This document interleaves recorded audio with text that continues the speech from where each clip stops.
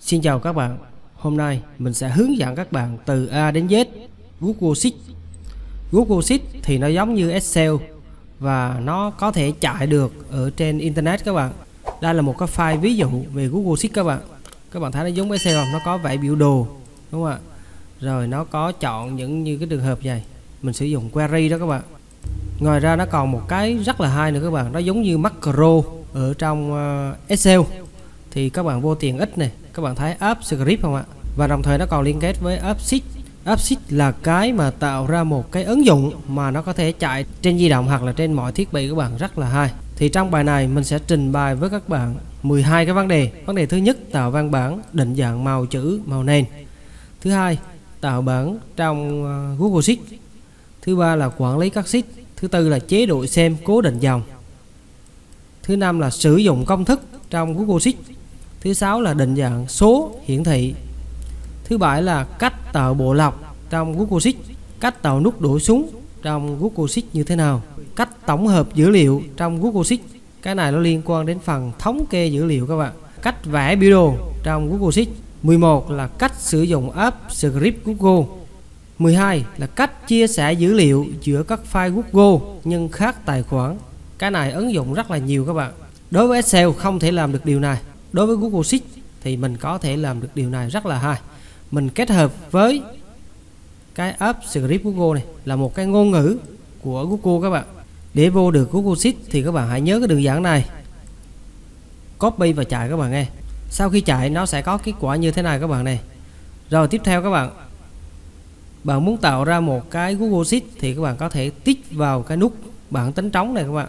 Hoặc là các bạn có thể sử dụng những cái thư viện mẫu mà những cái người họ chuyên về Google Sheet họ đã tạo ra cho mình các bạn. Mình ví dụ như danh sách việc làm này. Đó, bằng tích vô đây cái thì tự động nó tạo ra cho mình một cái file Google Sheet để mình quản lý những cái công việc mình cần làm.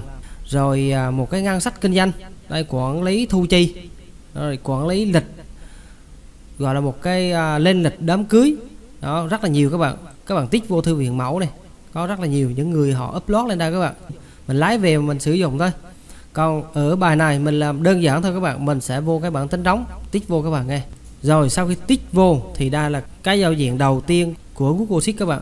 Cái việc đầu tiên các bạn cần phải đổi là cái tên của cái file các bạn này. Giống như bạn tạo ra một file Excel thì các bạn cần phải đổi là cái tên. Mình ví dụ như mình ghi là học Google Sheet. Đây, cơ bản. Enter các bạn. Rồi thì cái này nó sẽ lưu ra ngoài các bạn. Rồi bây giờ mình sẽ tích vào cái dấu này để nó quay ra cái trang chủ của cái Google Sheet. Rồi tích vào đây các bạn. Rồi thì các bạn thấy không? Học Google Sheet cơ bản. Đó, cái file này mình vừa mới tạo ra, nó ghi từ hôm nay. Còn nếu như các bạn muốn truy cập lại những cái file trước đó, các bạn có thể kéo xuống dưới và tìm. Để mở một cái file mình đã lưu thì các bạn hãy tích vô cái tên file là xong các bạn. Các bạn tích vô đây. Cái vấn đề đầu tiên các bạn là tạo văn bản định dạng màu chữ và màu nền.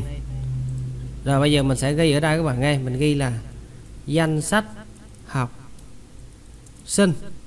Enter. Rồi mình tích vô đây các bạn. Trước tiên các bạn cho phông chữ lớn lên này. Đó, các bạn thấy chưa? Chữ đậm hoặc là chữ nghiêng. Các bạn muốn đổi lại phông chữ, các bạn vô đây. Đây các bạn. Đúng không ạ? Rồi các bạn muốn đổi màu chữ, tích vô đây các bạn. Có chữ A này gạch dưới này. Rồi các bạn tích vô đây cái.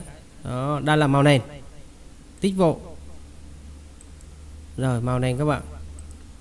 Cho màu đậm đậm các bạn thấy chưa? Đó, nhưng màu này nó khó nhìn nên mình sẽ không bỏ vô ngay.